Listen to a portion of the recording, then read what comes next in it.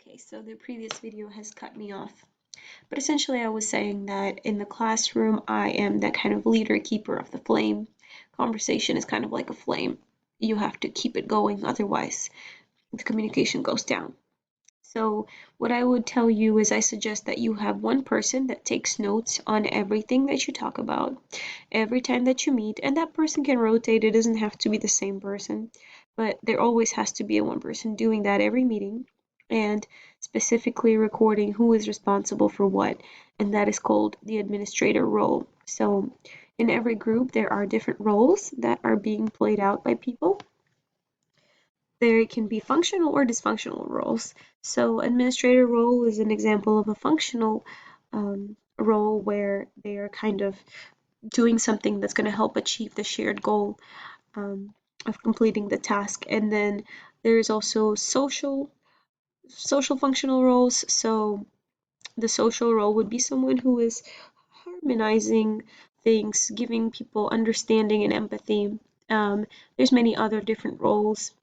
You can take a look at the pages 472 to 476 to see all the different functional and dysfunctional roles that people take on in groups. Since there's only 3 people in your group, it's probably going to be less roles. However, it's completely possible for one person to take on some functional and some dysfunctional roles at the same time.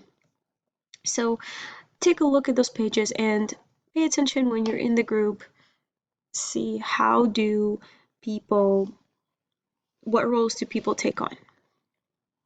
So one other thing I wanted you to consider is when you're in your groups, think about cultural differences because the way that people communicate and work in groups, it does change throughout different cultures. For example, certain cultures in Asia don't, it can be considered disrespectful to be looking directly into the eyes.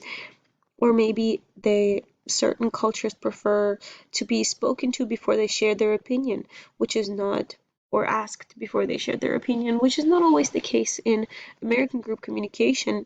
It is encouraged to share your opinion rather than listen oftentimes. And so that's something that you should consider if you're going to be a very effective group member. How do we develop group cohesion and how do we keep it? So this is something that I want you to think about given everything that we've read about because it's going to depend on you and your group members essentially how you're going to be able to create group cohesion and hopefully keep it.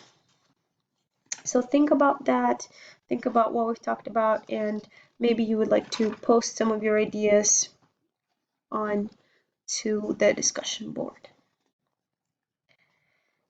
I'd also like you to think about how do we establish and maintain a positive, inclusive, and challenging group climate.